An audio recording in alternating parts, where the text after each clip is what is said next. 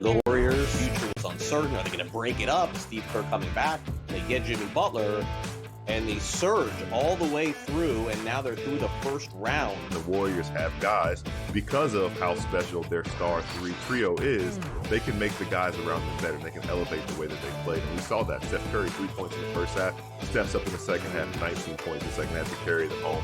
Newswire. Only on SportsGrid. Malaysia Fawali, who you guys know I am a huge fan, has decided to switch allegiances and stay in league.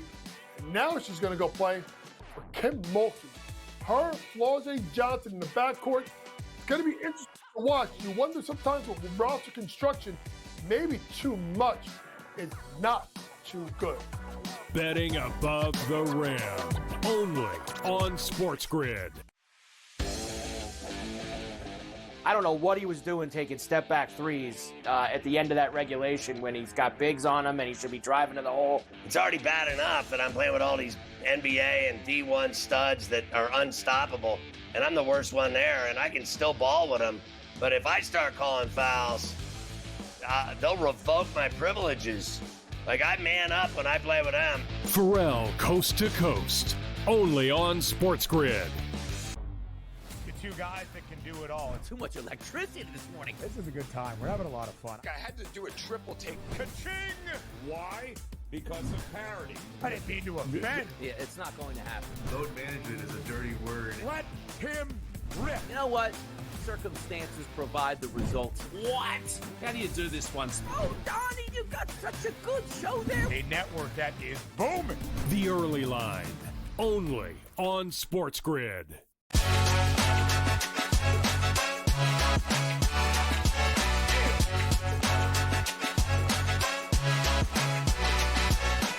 One of the best boxers of all time, Manny Pacquiao, is coming out of retirement and returning to the ring. And we've got retired two-time Super Bowl champ Malcolm Jenkins joining us to talk about his latest business ventures and upcoming art show.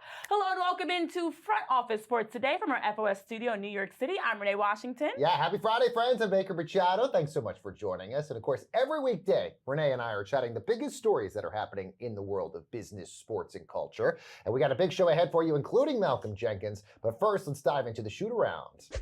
Looking at the success of last year's Week 1 NFL game in Brazil with my Super Bowl champions, the Eagles, and the Packers on Peacock with a price tag of $105 million, the league returns to Brazil to kick off the season, and this year on YouTube. Now, we may not know who the Chargers play, but we do know, unlike last year, that across the globe, the game will be streamed on YouTube at no charge. YouTube, of course, is the favorite, beating out Warner Brothers Discovery, Amazon Prime. This is just great for fans to be able to watch for free. This is the biggest part, the free aspect of this.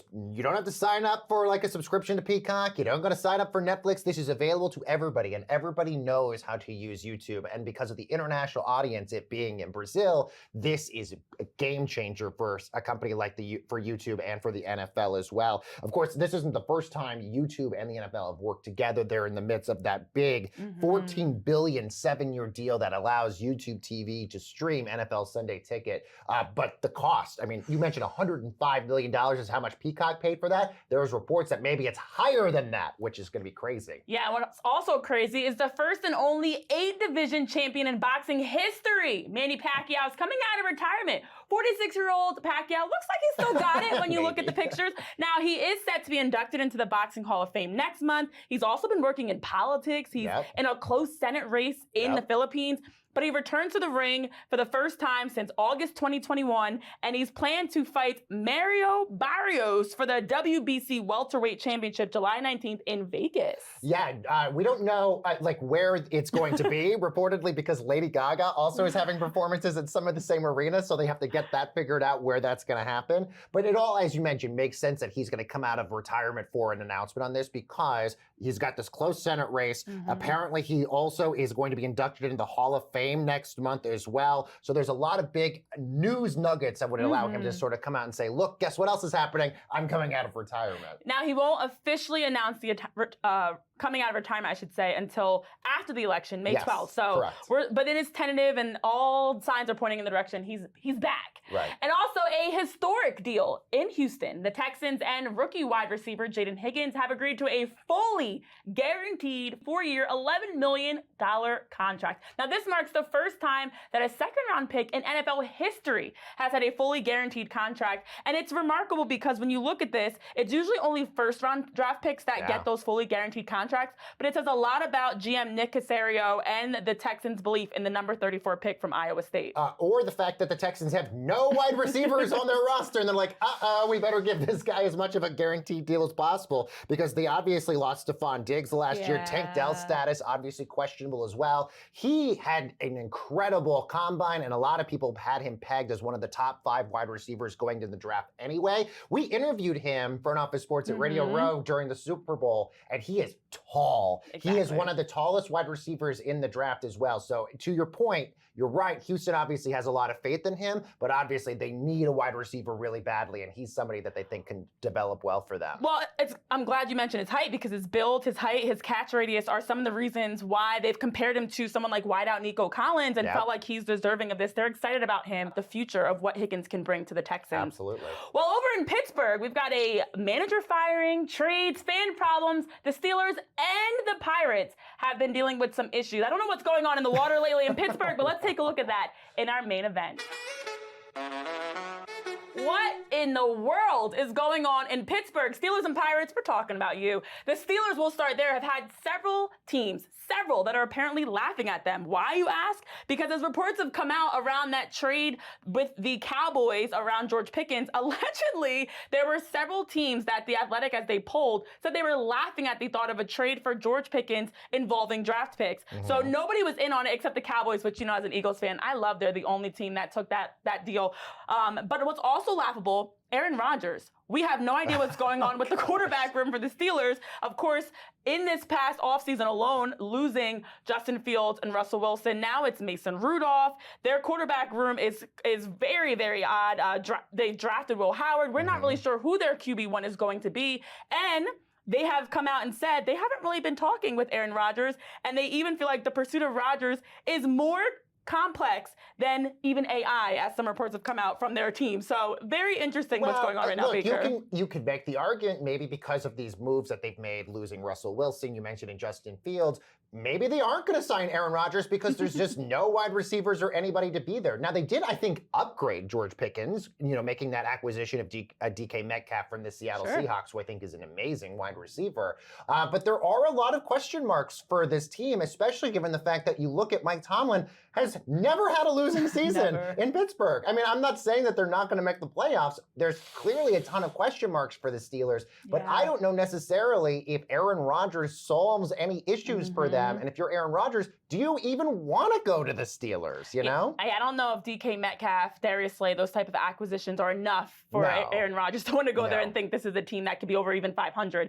So they're in a better position, by the way, than the Pirates. Can we agree on that? Let's talk about those Pirates, because they have had a lot of issues coming out. And it starts with the firing of their manager, Derek Shelton. Now, Derek Shelton has been involved in the manager role for a little over 5 seasons. And in that time, for this third worst team in Major League Baseball, it hasn't been good. They've had 0 playoff appearances, 0 winning seasons. Their team averages a $69.4 million payroll. And he's had the 3rd worst win percentage in that span. He's never finished higher than 4th out of 5 in the NL Central. So now bench coach Don Kelly steps in his place. But this also, Baker, marks the earliest a manager has been fired since 2018. And he's out of here. Okay, so the top 3, you mentioned their small payroll, $87.6 million, 26th in baseball. Their top 3 players, the highest paid one, Mitch Keller, $15.4 million.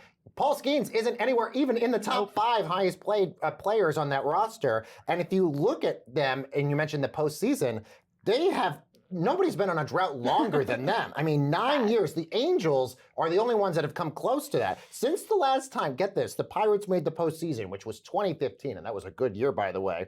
The Brewers have been to the playoffs 6 times, the Rays 5, Twins 4, A's 3, and guess what? The Colorado Rockies twice. The Rockies have made it twice over that. And also, the Pirates just aren't investing in their team. The key. They spent less than $20 million in free agency last year. The year before that, $30 million. The year before that, $30 million. $6.2 million was how much they spent in the first year that that previous manager had been on the roster. That just goes to show that if you're not investing in your team, what do you expect them to do? And that's why since 1992, when I was born, they've only had 4 winning seasons. Now, their owner, Bob Nutting, has not invested, as you mentioned, at all. That's why they had the 5th lowest payroll on opening day. And in this past decade, they haven't signed a free agent to a multi-year deal. They have had mixed reactions on how Paul Skeens, the NL Rookie of the Year, was even managed last year. Prospect Bubba Chandler's in the same boat this year. And they haven't spent money in free agency in an era of baseball where you're seeing Shohei Ohtani, Juan Soto types of deals that are historic. So to not spend money in baseball and have these low deals are ridiculous. And on top of that, there's been fan issues.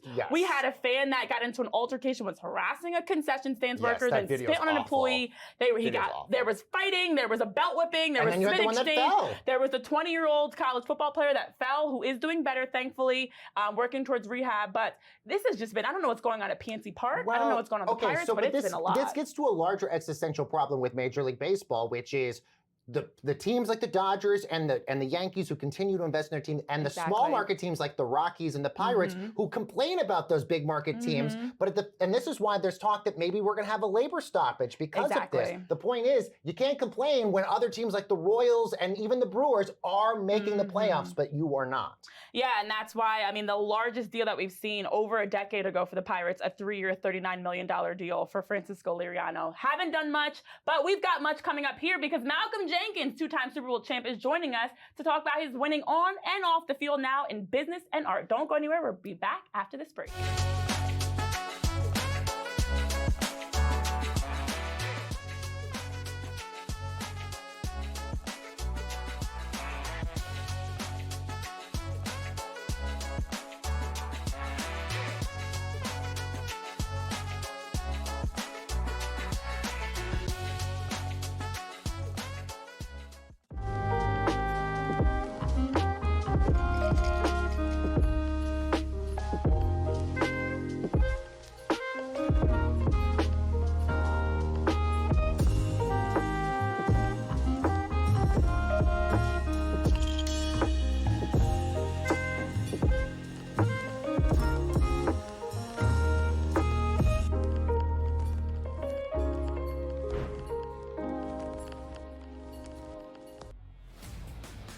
Your college performance does not relate to the National Football League.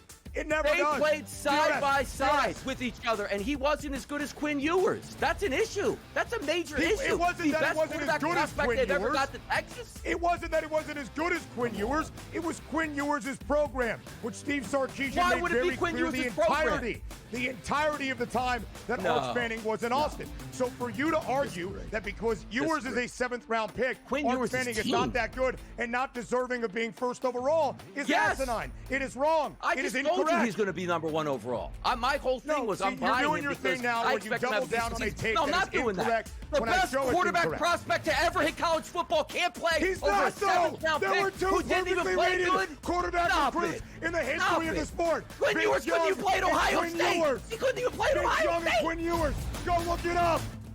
The Early Line, only on SportsGrid. We're going to go through every single thing, and I've got a great team behind me that's going to help me get the job done. I want this to be the place that people come to. There is going to be an energy to game time decisions that you will feel night in and night out. We are going to hit every single one of those markets that you need to know about. We will have everything at our disposal, and we will use that to our advantage. There is not going to be a better place, I promise you, than Game Time Decisions. I'm Kevin Walsh. Tune in to Game Time Decisions weekdays on SportsGrid.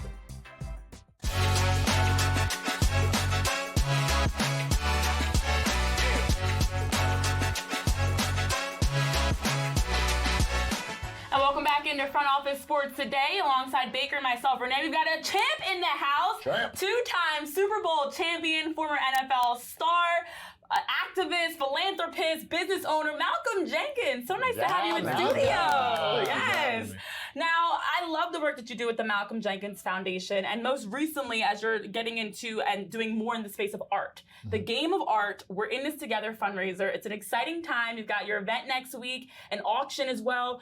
Can you tell us about the vision and even the auction specifically in terms of what to expect for this event? Yeah, so the Malcolm Jenkins Foundation, we're celebrating 15 years this June. And so we're thinking about, what are fun ways to honor that work, but also continue to support it through fundraising. I've been doing a lot in the art space, and I feel like as athletes, we have a really cool opportunity to convene these different worlds. And art is a great medium to have conversation and bring forward stories, which I think is very, very important, especially when we talk about youth and empowering communities. It's making sure that they're seen, making sure their histories and their stories are preserved. We're doing that through the foundation and doing it with partnership with Phillips Auction House. The first time they partnered with an athlete to do this type of charity auction. And so I've worked with some celebrated artists, Tavares Strand, Yo-Yo Lander, a few other friends that have donated works that all the money and proceeds will go to the foundation. And we take care of everywhere that I call home. So we operate across New Jersey, Pennsylvania, Ohio, and Louisiana, all places that I played football in and called home. That's where we operate. Yeah, and so the auction you mentioned is next week, but but tonight is what's happening tonight? Yeah, so on Friday, Friday evening, we have a mixer with Phillips where we're able to showcase and preview the work. People can bid. The auction is actually open right now. You can go on Phillips.com and see all of the works that'll be auctioned off on Tuesday or Wednesday, the 14th, during the afternoon session. And what I love is, as you mentioned, art is so big in terms of the cultural impact and being able to connect to your roots and so many other factors, but also you're bringing other athletes involved in investing in art. Yeah. What drew you to want to encourage others to capitalize on getting involved in the space of art? Yeah, well, I think there's a huge opportunity, especially for athletes. It's a very unique avenue. Some of us are getting more and more into investing and things like that. And so we're thinking about long-term investing. Art as one of those asset classes that it is not correlated with the stock market, so it doesn't have all the volatility, but if you do it the right way, can grow over time. And we've seen that with different art collections. And so when you talk about not only being a cultural steward of history and stories, but being able to turn that into an investment that over time you can pass down, you can leverage, you can do things with, I think is an important conversation to have when we're talking about diversifying assets. And as an athlete, even being able to draw attention to the artists that you collect is a unique ability that you have because you have platform. So just like you can invest in a company and provide value to that company by putting it on your platform, you do the same thing with artists. And I think that's a really unique place that I'm learning to stand in. Well, one of the other things, because you have one of the most diversified portfolios out there that you own, is your minority stake in Burnley, the English football team. You know, we see so many celebs and former athletes wanting to become owners of teams across the board. Why is that? It's because it is such an asset that it grows so much exponentially that was one of the reasons you wanted it? Well, two reasons.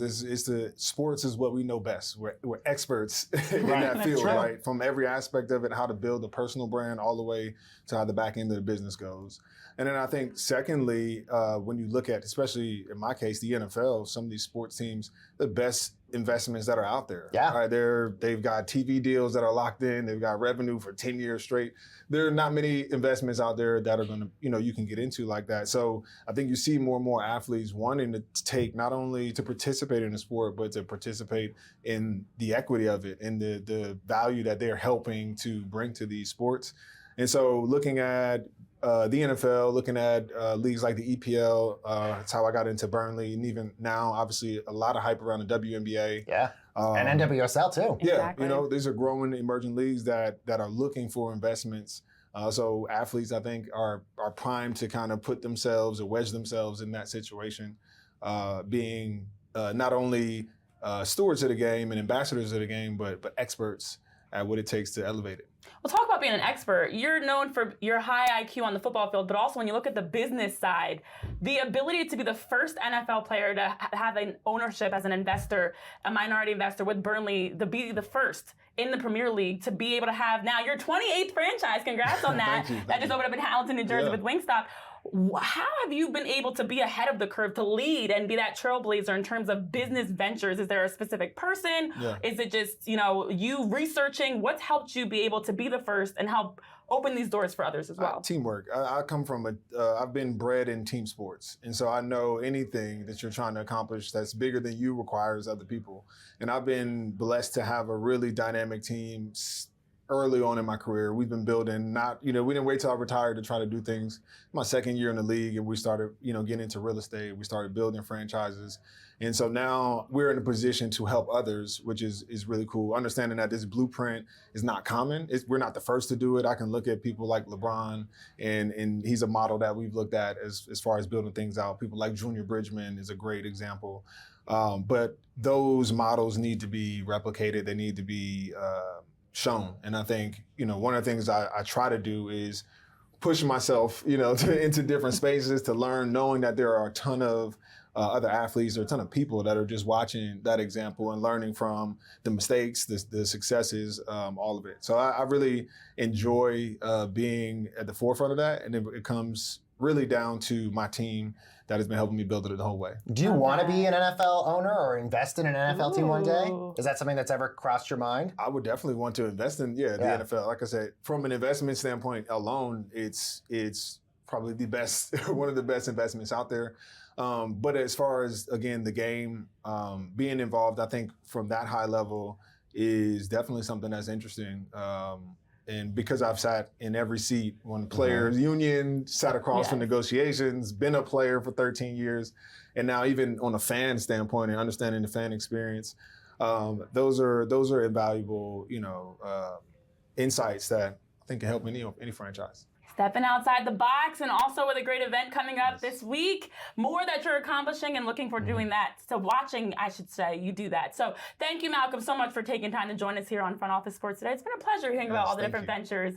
And we've got more coming up after this break as we continue diving into the latest. Stay tuned right after this. More on Front Office Sports today.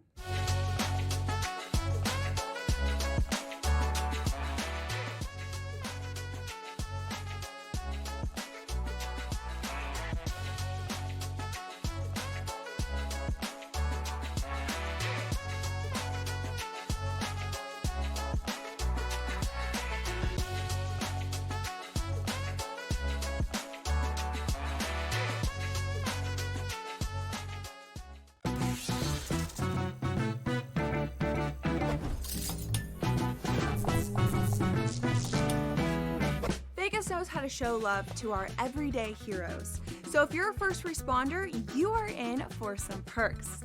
Lots of hotels and casino offer big discounts to any first responders who can show valid work or volunteer ID.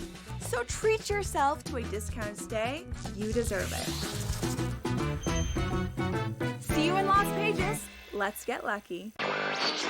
The Warriors' future was uncertain. Are they going to break it up? Steve Kerr coming back. They get Jimmy Butler. And they surge all the way through, and now they're through the first round. The Warriors have guys, because of how special their star trio is, they can make the guys around them better. They can elevate the way that they play. And we saw that. Steph Curry, 3 points in the first half, steps up in the second half, 19 points in the second half to carry them home. Newswire.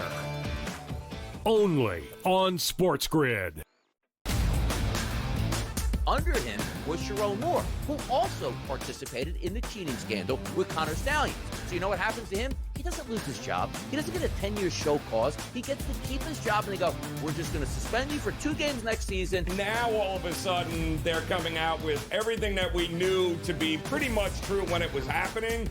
Yeah, they were cheating. It was like Belichick and the videotapes, right? The Early Line. Only on SportsGrid. The game is on. The stakes are high. But the action isn't just on the field. He's rearranging that rim. Get it inside! SportsGrid's in-game live. Your ultimate second screen experience. A little flyer, couple of 15.5-point live line. Every prop, every play, every day. Anything can happen. That's complete chaos. It's smarter to be on SportsGrid.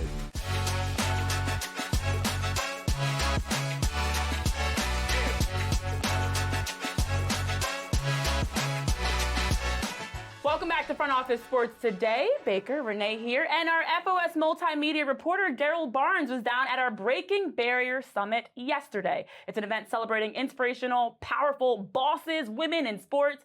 Let's take a look. Baker, Renee, I don't know if you guys have ever had the chance to sit down in a room full of what Sheryl Swoopes calls badass women in sports and business. That's what happened here at the Breaking Barriers Summit, an experience hosted by Front Office Sports and Excel Sports Management. The whole point, the main goal here, was to celebrate and empower the next generation of women in business. We had athletes like Michelle Wee West talking about hosting the Mizuho Americas Open, also her investments, like her recent investment in media company Together. Then there was Sheryl Swoopes, the OG trailblazer in women's basketball. She was talking about what it's like watching this current generation of stars explode, not just on the court, but off the court and in the business space. It wasn't just for athletes, though. We were joined by Liz Moore, the commissioner of the LPGA Tour. I think you get the point that we're trying to make here, though, and that is that women's sports is big business. And I want you to take a listen to some of my favorite moments from my conversations with all these panelists. Bold predictions for women's sports in 2025. I'm extremely excited for the Valkyries, the new WNBA team, and hopefully the Valkyries will win the championship. Ooh. This isn't just about Asia getting her shoe. I mentioned Asia being only the second African-American woman to have her signature shoe with Nike. It's pretty big. It's really big. But when I think about the growth of the game and women's sports in general, we've come so far. We still got a long ways to go, but I think of all the little girls out there who can dream and have goals and aspirations to do whatever it is they want to do, and to know that those dreams can become a reality. We're here to stay. You know, women's sport is big business and will continually be so. Here's to women. Yes. Cheers to women competing. Here's to women winning. Women winning. Cheers to women. We are here winning, to indeed. stay. Queens. I love that. Thank you, Daryl. Let's now shift over and see what's bubbling at the water cooler. Well, no one expected the Boston Celtics to become the first team since '96 to lose 2 games back-to-back when leading by 20-plus points, while also no one expected Paul Pierce to actually be a man of his word and follow through. I mean, no one expected this.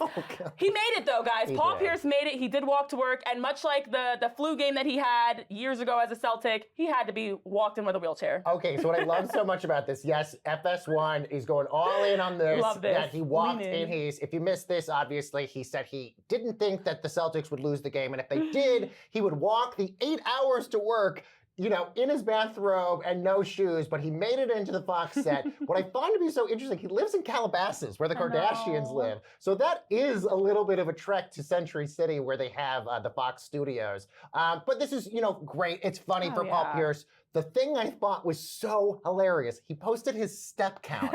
He did over 30,000 steps the day that he walked to work, but every other day during the week, dude is barely getting 1,000 steps. I don't know what he's doing. I don't know what he's doing either, unless he's like, I've done enough steps the rest of my life, I don't need to walk anymore. But I just think Paul Pierce needs to be walking a little bit more than just He going got to all work. his steps in with that walk to work. That's what he made up for it. He's compensating for that. But also, we've got exciting news because we've got our first Pope from the United States. Ooh, Pope Chicago Leo Pope. the 14th from Chicago. He's a Nova grad. He's a Chicago sports fan, not the Cubs, but the White Sox, of course. And I know that the late Pope Francis respected him and thought so highly of him. And honestly, I can say, since we've learned about Pope Leo, I too am liking him, especially when I see the different posts on X and how he seems very down to earth and relatable, like a people's person. Loves Wordle, does friends, Correct, you know, like- words with friends with, you know, with his other friends and stuff like that. But let's get to the sports aspect, because how this unraveled, people just assumed because he was from Chicago, he was a Cubs fan. So the I love Cubs then this. ran with this. Turns out it was not true. His brother then does an interview with the local affiliate WGN and says it is like ridiculous to think he'd be a Cubs fan. He is absolutely a White Sox fan, so clearly he loves to be depressed.